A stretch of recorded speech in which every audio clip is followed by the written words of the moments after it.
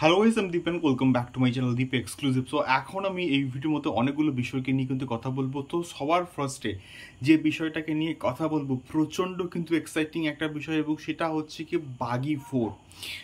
তো বাগি ফোরের এর আগে কিন্তু একটা ফার্স্ট লুক কিন্তু ড্রপ করা হয়েছে, এবং সেই বাগি ফোরের অফিসিয়াল টিজার যেটা আমরা আপডেট পাচ্ছি যে সেটা হচ্ছে কি হাউসফুল ফাইভের সঙ্গে কিন্তু অ্যাটাচড করা কিন্তু হতে পারে, এবং বাগি ফোর আগেকার থেকে অনেক বেশি ভায়োলেন্স হবে, অনেক বেশি ভায়োলেন্স থাকবে, অনেক বেশি ব্রুটালিটি থাকবে। এবং সেই পার্টিকুলার প্রজেক্টটাকে নিয়ে আমরা প্রচণ্ডভাবে আশাবাদী যে এখানে টাইগার শ্রফের একটা ভালোভাবে কিন্তু একটা কামব্যাক হতে পারে। দেখা যায় কেমন হয় বাগি ফোর, এবং হাউসফুল ফাইভের মোটামুটি একটা হাইপ রয়েছে, এবং যদি সেখানে বাগি ফোরের একটা কোনো টিজারকে অ্যাটাচ করে দেওয়া হয় তাহলে কিন্তু সেটা অনেক অনেক বেশি কিন্তু ইমপ্রেসিভ হবে বলে আমি তো অ্যাটলিস্ট মনে করছি।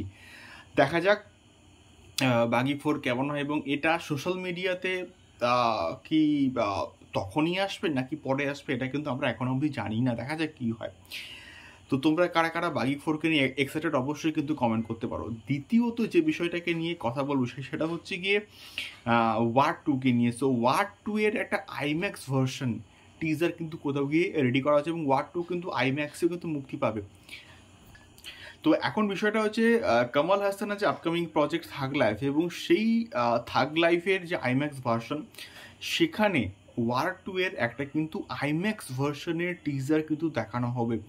এবং সেখানে যদি অডিয়েন্স এটাকে অ্যাপ্রিসিয়েট করে, অডিয়েন্সের যদি ভাল লাগে, তাহলে কিন্তু এটা কোথাও গিয়ে আমার মনে হয় যে ইন ফিউচারে যখন ওয়ার টু যখন মুক্তি পাবে তখন কিন্তু কোথাও গিয়ে আইম্যাক্স ভার্সনে কিন্তু অনেক অডিয়েন্স এটাকে দেখতে পারে।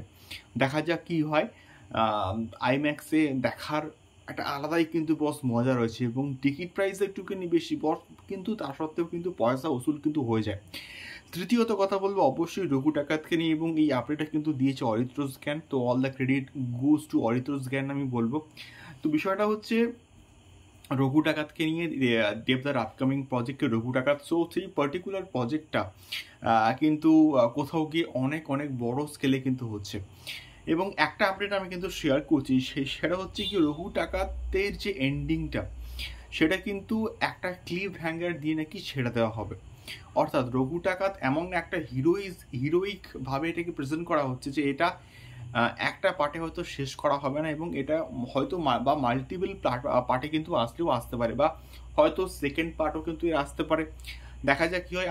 আমরা কিন্তু মানে এখন অবধি শিওর নই যে এটার সেকেন্ড পার্ট আসবে, বাট এটা খবর আসছে, এবং অরিত্র স্ক্যান এবং এটা কিন্তু সে আজকে শেয়ার করেছে একটা এক্সক্লুসিভ আপডেট বলে, এবং সেখান থেকে আমি কিন্তু এই ভিডিওটাকে নিচ্ছি বা তৈরি করছি। তো দেখা যাক এটা রঘু ডাকাত ডবল পার্টে আসে কিনা। তোমাদের কি মনে হয় অবশ্যই কমেন্ট করে কিন্তু শেয়ার করতে পারো। দেখা হচ্ছে পরবর্তী ভিডিওতে। টাটা।